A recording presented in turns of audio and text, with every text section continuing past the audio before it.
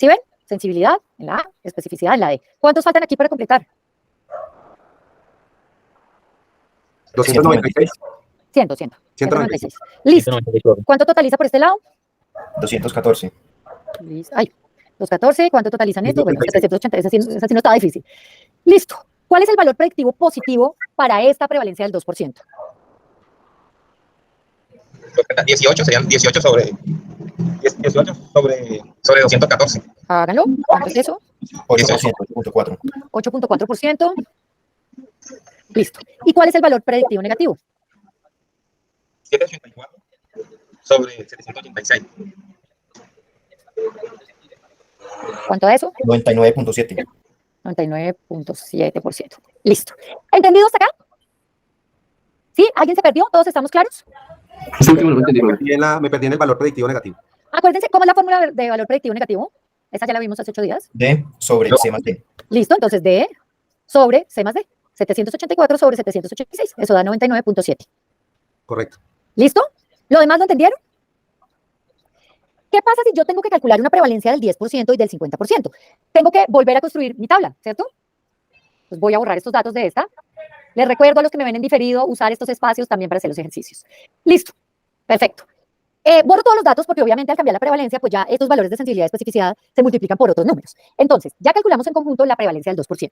Van a calcular ustedes la prevalencia del 10%, la prevalencia del 50% y analizar qué pasa con los valores predictivos positivos y negativos y con la sensibilidad y la especificidad respecto a la prevalencia de una enfermedad. ¿Cuántos minuticos necesitan para eso? 10, profe. 10 minuticos, hora, 5:48, 5:58, volvemos acá, Ok. ¿listo? Claro, claro, ya les dejo la tablita. Por favor, todos haciéndolo, todos. No quiero invitados de piedra a los encuentros, porque después Es en la el misma parcial, sensibilidad y especificidad, ¿cierto, profe? cierto, sí, para los dos valores es la misma sensibilidad y la misma especificidad. Lo único que cambia es la prevalencia y quiero que analicen qué pasa con eso. Entonces, ya les dejo la diapositiva. 5:59 les pregunto. Igual estoy oyendo lo que necesitan.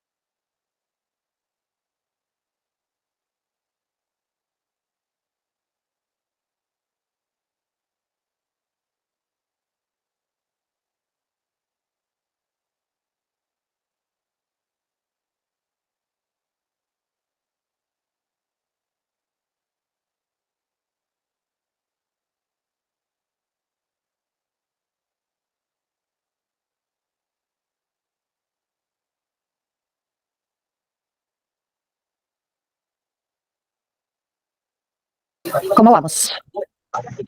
Ya, ¿Ya terminaron?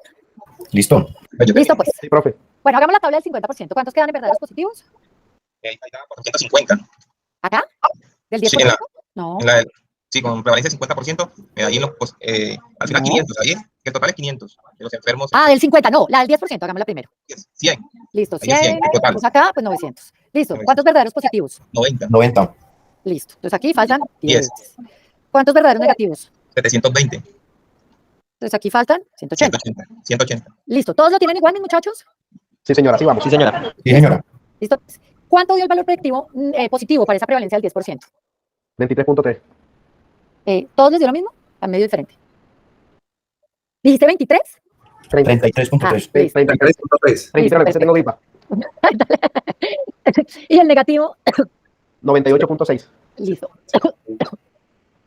Bueno, hagamos la tablita del 50% entonces. A ver. Listo. Tabla del 50%, ¿cómo queda? 500, 500, 500 y 500. Bueno, eso no tiene ciencia. ¿Cuántos verdaderos positivos? 450, Y aquí faltan 50. 50, ¿Cuántos verdaderos negativos? 400, ¿Cuántos? 400, ¿Listo? Y aquí faltan 100. Sí. Ah, bueno, aquí pues totalizando, ¿no? 550 y aquí 450. ¿Cuánto dio el valor predictivo positivo para esa prevalencia?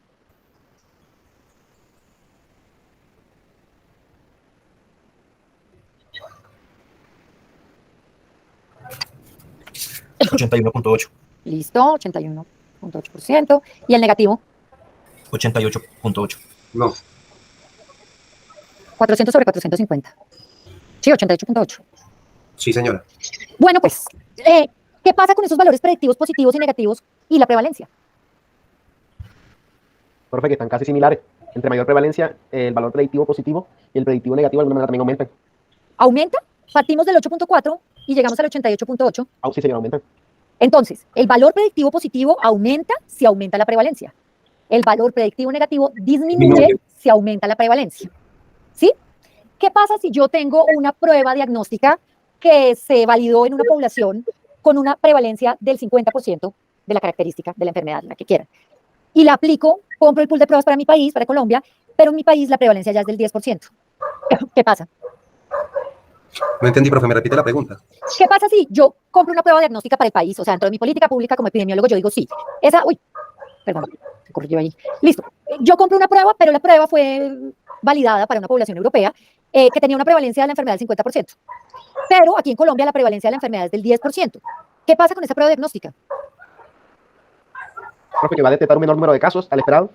Claro, que ya es inoperante, no solo en un menor número de casos. Imagínense ustedes decirle al paciente, mira, como su prueba dio positivo, usted tiene un 33.3% de probabilidad de en serio estar enfermo, peor que tirar una moneda al aire. O sea, diagnostican mejor con una moneda que con esa prueba diagnóstica. Y ese es el problema. La idea es que todas esas pruebas se revalidaran en los contextos en los que se van a usar realmente. Porque Profe, si en yo no este valido... caso, profe, en este caso, o sea, lo importante sería que el valor predictivo positivo fuera más alto, ¿cierto? Claro, pero acuérdate que lo haces a expensas del valor predictivo en negativo, ¿no? Siempre que sube uno, baja el otro. Entonces, lo importante es validarlo bajo la prevalencia que tenemos y ver si siguen sirviendo sus características operativas. ¿Sí? ¿Qué pasa con la sensibilidad y la especificidad? Profe, yo diría que hay que entonces revalorar y buscar una prueba que tenga mayor sensibilidad. Ante prevalencia baja, adquirir pruebas que tengan mayor sensibilidad. O sea, tendría que ser inversamente proporcional. A medida que aumenta la sensibilidad, debería disminuir la especificidad. Claro, también pasa lo mismo. Tú, si aumentas sensibilidad, disminuyes especificidad, siempre. Claro, pero miren qué pasó con la sensibilidad y la especificidad. Nunca cambiaron. Siempre se mantuvieron constantes. Entonces, el problema no es de sensibilidad ni de especificidad. El problema es que también, entonces les vuelvo a hacer la pregunta que les hice hace 8 días. ¿Cómo eligen una prueba diagnóstica? Y ya, la respuesta no puede ser solo con que sea sensible y específica, porque miren que esta tiene una sensibilidad buenísima y una especificidad buena. Pero miren, si la pongo en un contexto de una prevalencia del 2%, ¿qué pasa? Ustedes se imaginan la cara con la que hay que decirle a un paciente que su prueba salió positiva, entonces tiene un 8.4% de probabilidad de estar enfermo. O sea, esa prueba no sirve para nada en este contexto. Y si da positiva, si da negativa, ¿qué piensan? Que podría estar sano. Que es muy probable que esté sano. Claro, que están jugando casi con el 100% de probabilidad de que su paciente esté sano. Sí, o sea, hay un 99.7% de probabilidad, 0.7% de probabilidad de que, en serio, de verdad, para Dios esté sano. Entonces, no es mala siempre y cuando salga negativa. Pero para los que le sale positivo, pues es malísima. ¿Sí? No sirve para nada en un contexto de una prevalencia del 2%. Ah, mire, pero es que si lo cambio de contexto, ya presenta valores predictivos positivos y negativos buenos. Entonces, ¿con qué quiero que se vayan? La sensibilidad y la especificidad no se alteran por la prevalencia de una enfermedad en una población. Claro, se correlaciona con esos valores, pero no se alteran por la prevalencia. En cambio, los valores predictivos positivos y negativos sí se alteran por la prevalencia. A mayor prevalencia, mayor valor predictivo positivo, pero mayor valor predictivo negativo. Entonces, ya los únicos criterios para escoger una buena prueba diagnóstica de ahora en adelante para ustedes no van a ser que sea sensible y específica, sino también qué prevalencia poblacional tiene la condición que yo voy a estudiar para establecer mis valores predictivos positivos y negativos, para saber realmente las probabilidades que tiene mi paciente de tener la enfermedad, dado que su prueba sea positiva o negativa. Y eso es una epidemiología aplicada. De resto, es receta de cocina. Porque miren que si nos quedamos solo en sensibilidad y especificidad, vamos a ver que son buenas. Y de ahí no vamos a salir. ¿Sí? ¿Vamos hasta ahí? Profe, yo tengo una duda ahí, perdóneme. Voten todas las dudas que tengan. O sea que en ese caso se necesitaría, es decir, al aumentar la prevalencia, ¿cierto? Sí. Es decir, los casos que ya están confirmados sería, no sé si ahí estoy hablando mal, me corrige por favor, se podría determinar la prueba que se va a elegir para establecer si los valores predictivos positivos o negativos son más sensibles. No, porque la sensibilidad no cambia nunca. Lo que pasa es que te toca ver operativamente cómo funciona con la prevalencia que manejas en la población donde la vas a aplicar. Exacto, o sea, si hay una población muy baja, no sería lógico. Si la prevalencia, es decir, si hay una población muy alta, es decir, una prevalencia muy alta, se podría utilizar esa prueba. Dependiendo de los cálculos que te dé. Okay. Porque hay unas que con una prevalencia del 2% igual el valor predictivo positivo es buenísimo. Entonces depende de cada prueba, ¿no? Ok, Luz Arlene y Juan David están levantando la mano, profe. Háganle, acuérdense que no les veo chat, entonces hagan sus preguntas como quieran. Profe Luz Arlín, yo te quería hacer una pregunta. Es que realmente con todos esos análisis sería súper importante, pues, como a nivel de la población, mirar en las políticas públicas, ¿sí? Porque es lo que tú dices. De pronto esas pruebas son muy buenas para determinado país, pero a la hora de hacer, por ejemplo, contrataciones, compras y eso, no miran las características específicas de la población. Por eso en los ministerios de salud se necesita alguien que sepa de salud, que sepa de epidemiología, que sepa, claro, porque es que si no es es ir a ciegas, ¿no? Es dar palos de ciega para la contratación, lo que sea, incluso para incluir un medicamento. ¿Con qué criterios de seguridad y efectividad lo estás incluyendo? Hay suficientes estudios, hay estudios en poblaciones similares, todo eso se tiene que validar. Es que hasta un test diagnóstico.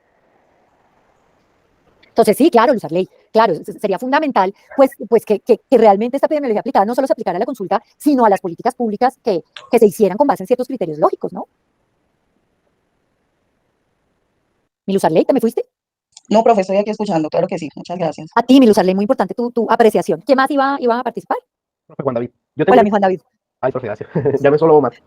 Ya, claro, ya tengo, bueno, pero muchachos, pues es la idea de un encuentro sincrónico, ¿no? Que estén todos No, sí, votando y cómodos. haciendo los ejercicios y todo, porque Sí, si que no, estemos cómodos todos. exacto, si no pierden el espacio de esto, de interacción, que es realmente la ganancia para ustedes. Listo, cuéntame, Juan David. Bueno, profe, allá iba yo, algo muy parecido a lo que han dicho mis compañeros. La realidad frente, cuando uno va a adquirir una prueba, comercialmente quien la distribuye le ofrece ese tipo de características. Decirle, oye, Juan David, esta prueba tiene un 50% de sensibilidad, un 90, un 70, etc. Sí, casi todas las pruebas tienen sus estudios, pues sus ensayos clínicos en los que se ha determinado la sensibilidad, la especificidad. Bueno, sus estudios, pues, no los llamemos ensayos clínicos porque hay algunas que no, pues es imposible. Pero casi todas tienen, pero en la población de referencia. ¿Sí? Entonces, a lo que voy es de pronto contextualizar un poco la prueba, determinando las prevalencias poblacionales de dónde se va a aplicar realmente. Porque yo lo veo de este punto de vista. Por ejemplo, hace unos días me hizo una prueba rápida para VIH. Y parte de estas pruebas que son usadas son de donaciones de estas ONGs y todo esto. Entonces, puede existir el escenario en el que se universalice estas pruebas, porque como son donaciones, se tire para todos los lugares del mundo, sin tener en cuenta este tipo de características frente a la prevalencia de las enfermedades. Podrían estarnos enviando una prueba de, qué sé yo, de Europa, donde una prevalencia ya es mucho más elevada que acá. Claro que operativamente no nos va a funcionar igual. Profe, Así tenga la misma sensibilidad y la misma especificidad. Le digo que qué miedito haces una prueba de esto cuando tiene está ajustada una prevalencia mucho más alta comparada con la de Colombia, por ejemplo, hablando de esa enfermedad, y salga uno con un chiste de diagnóstico ahí, digo yo. Claro, obviamente esas pruebas rápidas generalmente se cotejan con una segunda prueba, ¿no? Se pasa a segunda prueba. Profe, pero no se supone que ese tipo de pruebas que menciona Juan David en algún momento tienen que pasar por el INVIMA antes de ingresar al país. Que ellos registren de que sí tenga la calidad adecuada que exigen ellos como Claro, pero INVIMA revisa otros criterios, ¿no? Estos criterios epidemiológicos, ¿no? De pronto el que haría esto bajo criterios epidemiológicos sería el IETS, porque INVIMA revisa características, digamos, de funcionalidad de la prueba, pero no en cuanto a epidemiología, ¿no? En cuanto a que sea segura, en cuanto a que... Pero normalmente ellos se acoplan a las normas que tienen internacionales. Es que si usted ve la comparación, profe, dentro de lo que maneja Europa, por ejemplo, ellos simplemente se adhieren a la recomendación y ya. Acá no se hacen estudios específicos. Sí, es complejo que se haga para todas las pruebas diagnósticas. Sí, usualmente se acogen a la FDA y a la EMA, a los parámetros de FDA y de EMA. Profe, era como lo mismo que nos contaba la profesora Omar, que las pruebas de talla y peso estadounidenses así están diseñadas para los niños. Y entonces obviamente acá en Latinoamérica todos los niños daban de nutrición, pero era justamente porque no estaban acopladas. Hasta que claro, pero ICBF sí tiene unas estandarizaciones. Sí, por eso que después hicieron la estandarización, justamente por lo mismo. Claro, obviamente un chino percentil 50 de Estados Unidos pues es un chino percentil 95 nuestro. O sea, claro, es muy difícil. Bueno, pero quería que se fueran pues como con este concepto, entonces ya no solo voy a quitar porque ahorita viene el otro grupo y les dejo ahí la copialina. Entonces, que asumen que no solo sensibilidad y especificidad, lo único que importa en una prueba diagnóstica, sino que esos valores predictivos positivos y negativos pues son fundamentales, ¿no? También. ¿Listo? ¿Vamos hasta aquí? Profe, una preguntita. Eso que usted acaba de mencionar, el cuadro que acabamos de ver, en un artículo científico se menciona, porque pues, yo en lo personal he leído varios y nunca he visto algo como así. O si es No, a ver, necesario, no es necesario, o cuándo se puede publicar eso. mencionan siempre sensibilidad y especificidad, y ahora es más usual que en lugar de que mencionen los últimos artículos de pruebas diagnósticas, en lugar de mencionar valores predictivos positivos y negativos, mencionan los LRs, que es lo que vamos a ver ahorita. Es como lo que se está usando ahorita. Pero llegas al mismo punto, a saber los valores predictivos positivos y negativos, que en últimas es la probabilidad post-prueba, ¿sí? Pero sensibilidad, especificidad y LR siempre te los mencionan. Porque si no, pues tú no sabes, pues esos son los resultados en últimas que se usan, ¿no? Cuando se hacen estos cuando uno revisa, es que en lo personal, por ejemplo, con el compañero mío, con Omar, que siempre hemos hecho muchos trabajos, hemos revisado muchos artículos y hemos llegado a la conclusión de que no entiendo cómo algunas revistas indexadas suben información como incompleta. No sé si por la calidad, como usted decía, del Q1 varía mucho, pero una vez lee una información que uno dice, bueno, ¿y los datos dónde están? Llegan a conclusiones sin datos, entonces uno queda como a media. Claro, bueno, hay que verificar ahí de qué tipo de estudios están hablando, de si hay anexos, de si hay muchas veces no tienen los anexos ahí, pero tú entras a un link y tienen los anexos de las tablas de datos y eso. Pero sí, claro, sí se escapan muchas cosas en el tercer módulo que veamos confusión y sesgos, se van a dar cuenta de muchas cosas publicadas en revistas buenas que se escapan, ¿no? Que se vuelan. También depende del editor jefe, de los jurados, bueno, entonces, de la calidad de la revista. Entonces, bueno, depende de muchos aspectos. Por eso tampoco hay que creer ciegamente en todo lo que uno lee, sino que debe pasar por un proceso de pues, lectura crítica, porque puede haber muchas cosas publicadas que no sean ciertas. Profe, es que eso pasó la vez pasada, mire, sacaron una noticia en Caracol del tema del consumo de alimentos ultraprocesados versus desarrollo de enfermedades. Y dijeron que sí, que el consumo de alimentos ultraprocesados eran un riesgo. Yo pedí la copia del artículo con el profesor que habían entrevistado, que fue profesor mío, y me puse a hacer el ejercicio epidemiológico de revisar los OR, los intervalos de confianza, y resulta que realmente, si usted se pone a leerlos, no había una asociación directa entre el consumo de ultraprocesados y el desarrollo de unas enfermedades, ¿sí me entiende? Entonces, yo decía, ellos arman la noticia, pero no se ponen a validar si realmente... Bueno, de eso hay varios artículos de cómo es. Exactamente. Entonces cometen el error, vuelven al error de que simplemente se basan en la conclusión, pero no miran el análisis estadístico. Y si usted lo ve, no hay. Claro, entonces, usted, ahí en ese caso, por ejemplo, yo le escribí al profesor y le dije, usted revisó estadísticamente el tema, le dije, porque lo que usted está diciendo no tiene correlación con lo que está arrojando el artículo desde el análisis epidemiológico y estadístico. No está dando. Obviamente, pues él me dijo, ups, ¿sí me entiende? No mire esa parte. Y yo le dije, sí, pues si usted lo quiere mencionar desde el punto de vista de la opinión que usted tiene subjetiva, pero no la opinión objetiva, que la opinión objetiva la reporta realmente los resultados. Total, no. ¿Y ese epidemiólogo? No, donde ese epidemiólogo le digo que me devuelva la plata. No, que vuelva el cartón, ya, para mañana. Omar me dice, yo lo acompaño y lo cacheteamos. Bueno, en el tercer módulo se van a dar cuenta de esos asuntos como muy seriamente. Entonces, bueno, hablábamos un poco y partíamos del hecho de que clínicamente nos importa un poco más, más allá de saber la sensibilidad y la especificidad, nos importa más saber realmente los que nos dan positivos y negativos en serio, de verdad para Dios, cuántos están enfermos o sanos, ¿cierto? Y eso lo planteamos hace 8 días. Teniendo en cuenta lo que usted dice, o sea, no solamente ni sensibilidad. Que a don Pedro le importaba más saber la probabilidad de estar enfermo que la sensibilidad de la prueba. Perdón. Negativos, pero acabamos de ver que la prevalencia los afecta. Entonces, habíamos visto hace 8 días bien que nosotros teníamos una probabilidad de test, era la prevalencia, y ahí discutimos un poco, y llegamos a la conclusión de que se trataba finalmente pues como de artículos, de estudios poblacionales, de los institucionales, ¿verdad? Pero, pues, no deja de ser algo teórico, es decir, sí, hay un 14% de prevalencia de diabetes mellitus tipo 2, punto. Pero nos importa es la probabilidad post test, es decir, una vez que mi paciente salga, ¿con qué probabilidad sale de la enfermedad? Cuando yo ya conozco el resultado del test, ¿cierto? Y esa probabilidad puede aumentar, disminuir o mantenerse igual, dependiendo del resultado de mi test. No lo van a hacer solos porque ya son las 6:20, entonces no alcanzamos a avanzar. Entonces, bueno, de 10.000 pacientes que tenemos ahí, ¿cuánto, con este ejercicio, con una prevalencia del 7%, cuántos están enfermos, de verdad para Dios? Rápido, 700. 700. Listo, ¿cuántos quedan acá? 9.300, ¿Cuál es la sensibilidad? 700 por 70, 7 por 7, 49, o sea, 490, ¿verdad? ¿Cuántos faltan acá? 210. 210. 9.345. 88.3. No. 8.000. 9.300. 95%. 9.300 por 95%, 88.3. 883, perdón. 8.000. No, 8.800. 8.835. 8.835. ¿Y cuántos me faltan acá? 465. 465. ¿Cuánto suma esto? La fila 1. 955. ¿Listo? ¿Fila 2 cuánto suma? 9.045. 9.045. Listo, pues. ¿Cuánto es el valor predictivo positivo?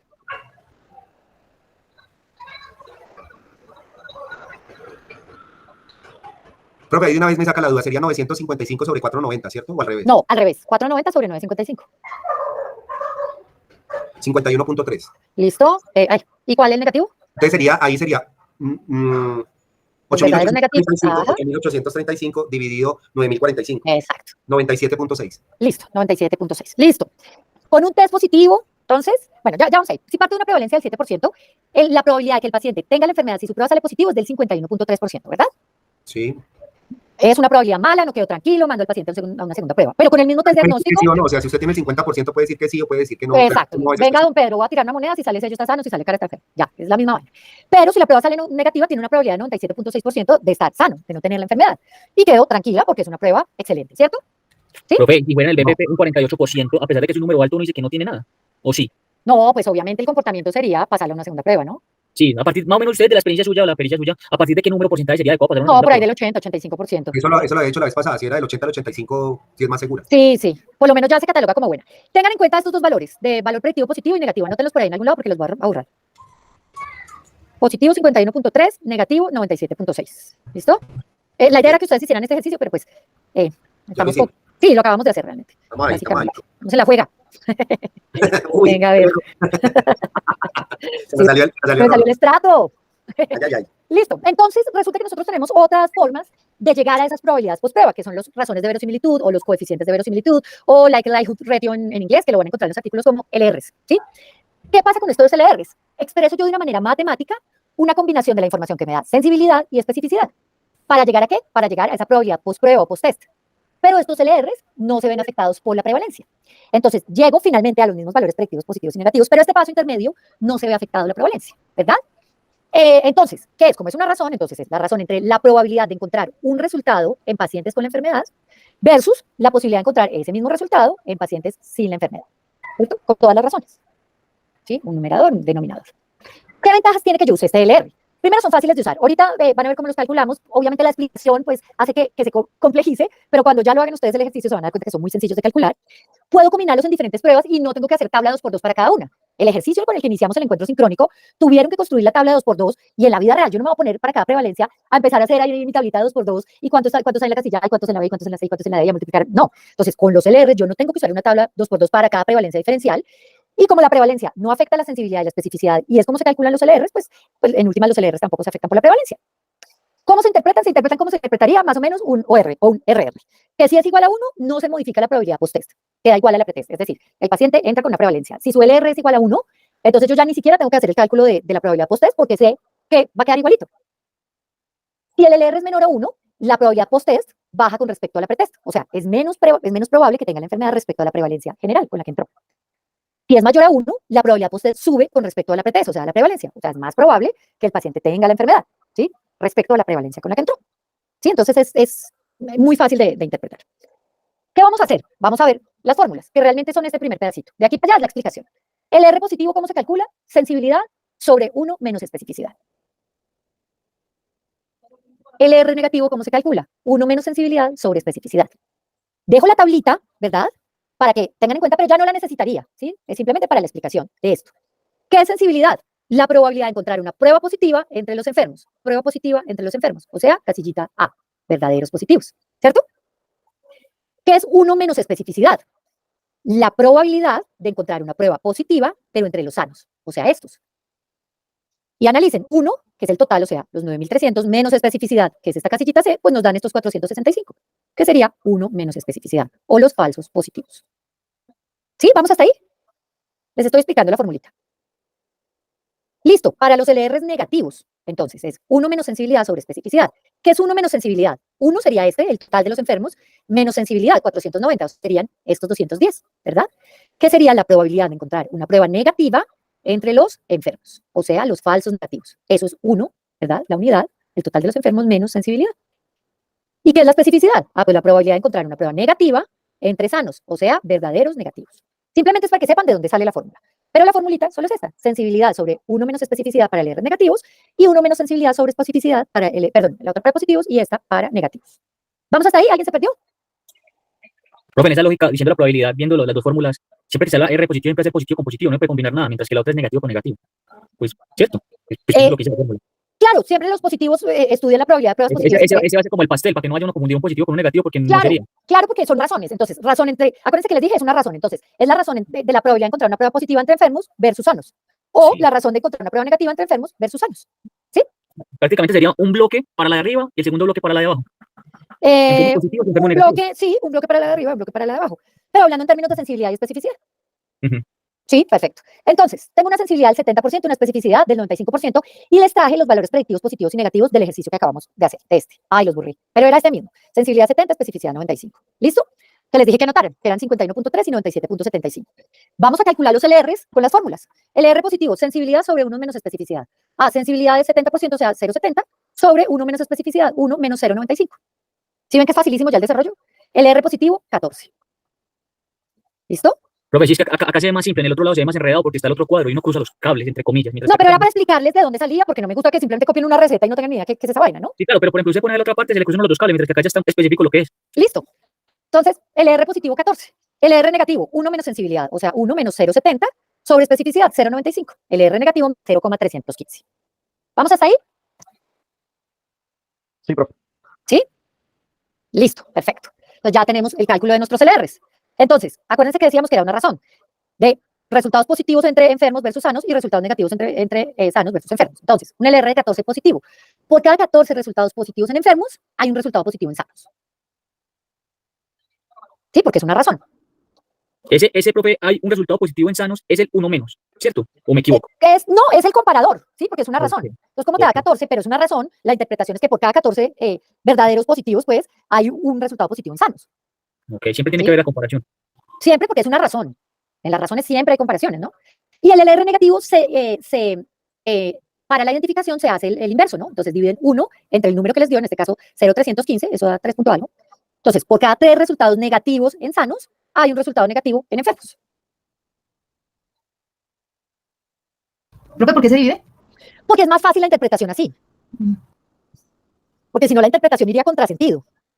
Entonces, para interpretarlo, lo divides. Pero el LR no es mi punto de llegada. Mi punto de llegada es la probabilidad post-test, ¿verdad? ¿Cierto? Sí, señora. O sea, realmente mi punto de llegada desde la aplicación es saber la probabilidad que tiene una persona de tener la enfermedad si su prueba es positiva o negativa. Entonces, para determinar esta probabilidad post-test, a partir de los LRs o de los coeficientes de verosimilitud o razones de verosimilitud, debemos calcular los odds pre y post-test. ¿Qué es un odds?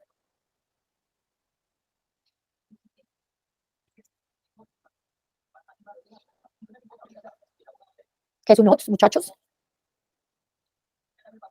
Es una La posibilidad. posibilidad de ocurrencia de un evento. Una posibilidad. La posibilidad, una posibilidad, La posibilidad, solamente eso, La posibilidad. la posibilidad de La ocurrencia de un evento. ocurrencia. de un evento. O sea, ¿es lo mismo que una prevalencia? No. ¿Qué es una prevalencia? En la prevalencia, de alguna manera, no existe la probabilidad. Los casos existentes son los que se pueden cuantificar. En cambio, la probabilidad es lo que al azar puede ocurrir. Si yo tengo una probabilidad del 7% de tener una enfermedad, ¿eso es un odds?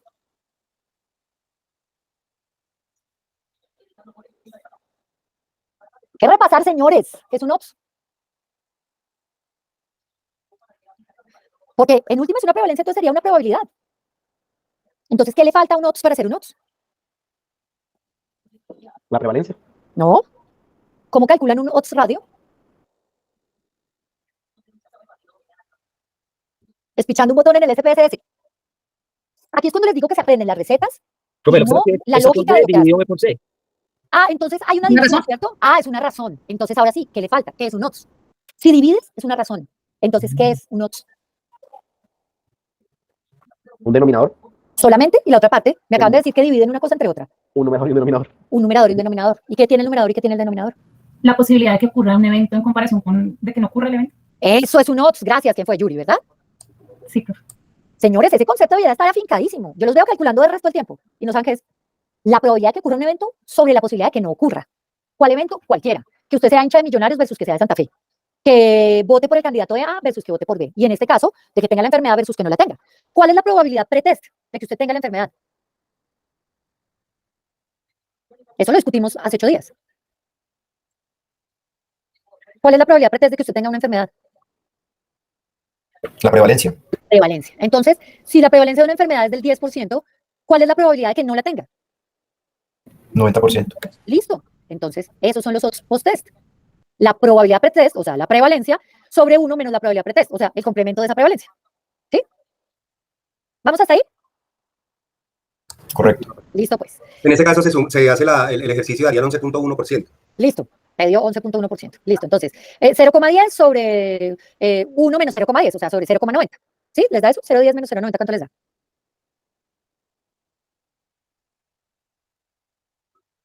11.1%, profe. Listo. Entonces, en este caso, estos odds pretest sería 11.1. Listo. Perfecto. Listo. Ya no es porcentual, ¿no? Porque parece que son odds.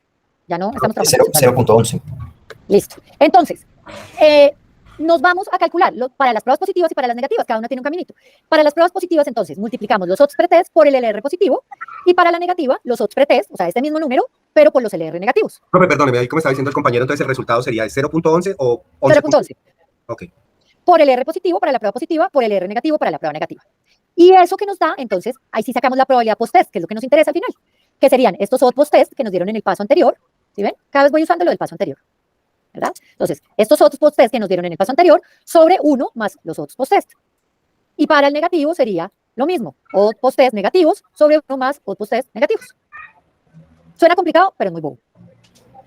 Entonces, desarrollémoslo. Dejo la tablita aquí para que nos acordemos cuáles eran los valores predictivos positivos y negativos, porque pues vamos a llegar a ese mismo punto, y le incluí los valores de los LRs. ¿Listo? Para que lo recordáramos, los que calculamos hace como 4 diapositivas. ¿Sí? Entonces, odds pre-prueba. 0.07 sobre 1 menos 0.07 porque la prevalencia es del 7%. Eso me da 0,075. Por el lado positivo lo multiplico por 14 porque es el LR positivo. Por el lado de la prueba negativa lo multiplico por 0,315 porque es el LR negativo. Entonces, el post prueba positivo me da 1,054, el negativo me da 0.024. Y hago el tercer paso, que simplemente pues, es reemplazar eso. Probabilidad post prueba positiva, 1,054 sobre 1 más 1,054. Eso me da 0,513, que es lo mismo que 51.3%, que es mi valor predictivo positivo. Por el lado positivo me da 0.024 sobre 1 más 0.024, que es igual a 0,023, que convirtiéndolo porcentualmente, esto ya lo puedo convertir porque es una probabilidad, no un odds, sino una probabilidad, es un 2.3%, que si analizan es el complemento del valor predictivo negativo. Entonces, ¿qué diría yo? Mire, don Pedro, si su prueba es positiva partiendo de una prevalencia del 7%, usted tiene un 51.3% de probabilidad de tener la enfermedad. Si su prueba es negativa, don Pedro, usted tiene un 2.3% de tener la enfermedad. Y esto es una lectura más intuitiva para don Pedro. ¿Sí? El decirle que de no tenerla. Aquí ya le digo, mire, solo tiene 2.3% de probabilidad de tener la enfermedad, porque es el complemento. ¿Sí ven? El valor predictivo negativo. ¿Vamos hasta ahí? Sí, profe, hasta ahí entendí. Listo, pues. Listo. Pero en ese caso, o sea, digamos que uno le explicaría, no sé, haciendo el ejercicio básico, uno le diría al paciente, si su prueba salió negativa, es muy probable que realmente sea negativa. Pero si su prueba salió positiva, todavía hay que seguir echando la moneda. Nos vemos mañana para hacerle otra prueba. Correcto, seguimos echando la moneda al aire. Ok. Seguimos echando la moneda al aire. Listo, pues. Entonces, ¿qué hora es? Faltan 14 minutos para las 7. Bueno, 10 minuticos para hacer este ejercicio. Sí, 10 minuticos y alcanzarlo a ver. ¿Sí? Para que y quedamos ahí por hoy. Entonces, van a calcular con esos mismos datos, sensibilidad del 70%, especificidad 95%, el R positivo 14 y el R negativo 0,315, los odds pre-prueba, post-prueba, positivos y negativos, y la probabilidad post-prueba positiva y negativa para prevalencias del 25% y del 50%. Les dejo esta, la de la fórmula, ¿verdad? O esta, la que no para terminar de ver los valores. Tómenle una fotico o algo, pero pues es los mismos valores que hemos desarrollado. Profe, preguntica, ¿esta diapositiva usted no la regala al correo o es personalmente suya? Es personalmente mía, pero igual tiene la grabación en la que ven las diapositivas, entonces no hay lío. ¿Listo? Entonces, 10 minuticos para hacerlo. ¿Ya le tomaron foto a esta? ¿Ya? Momentico, profe. Señora, ya. Listo, entonces les voy a dejar la de la fórmula. 10 minuticos, hablamos un segundo de los resultados y terminamos, ¿vale? Entonces, manos a la obra, señores.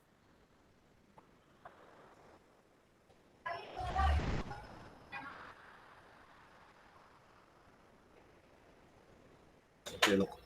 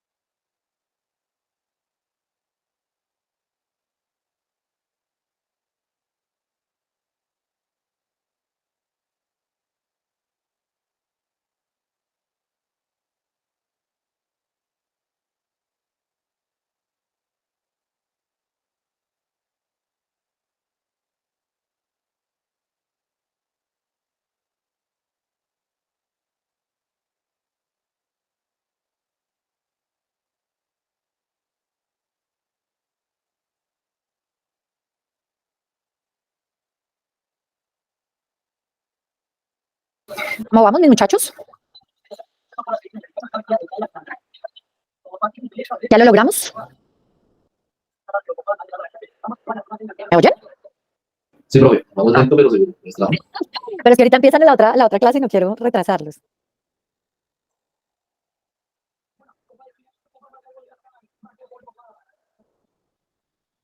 Profe, una preguntita. Cuéntame. A partir de acá, lo que hemos visto hasta ahora, llevando esto al examen, esto es que un 70% del examen o un 50%. Por ahí un 50, sí, todo entra. O sea, sí, o sea, todo esto, pero entonces con la última clase sería el otro 50 para desarrollar el No, examen. digamos que entonces va un 60. Un 60. Sí, sí, para ir acomodándonos para ir haciendo ese examen que ya se viene. Sí, los que estén presentes y hagan los ejercicios en los encuentros sincrónicos de ese examen vuelan. Bueno, muchachos, ¿cuánto dieron los otros preprueba de la prevalencia del 25? 0,33. ¿Listo? ¿Los posprueba positivos? 4,62. ¿Listo? ¿Los negativos? 0,103. ¿Probabilidad posprueba positiva? 0,82. Entonces, aquí sí pongamos la porcentual. ¿Y negativa? 0,09. 9%, listo. Listo. ¿Cuánto les dieron los del 50? Ese sí es muy fácil, ¿no?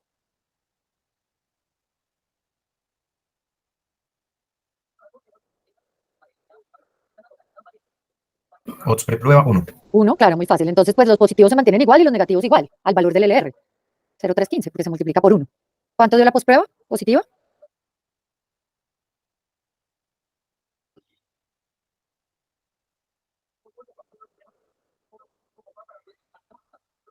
Muchachos. ¿Cuánto dio?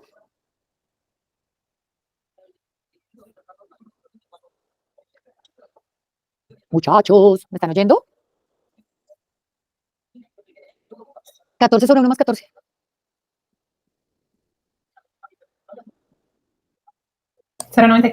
Listo, 93%. ¿Y cuánto da la negativa? Pero si esa es la parte más fácil. 7. ¿Les da todo 7? No, no creo. 0,315 sobre 1 más 0,315.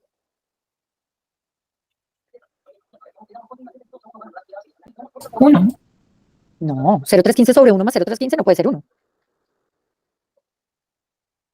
1.63. 0.63. 1.63.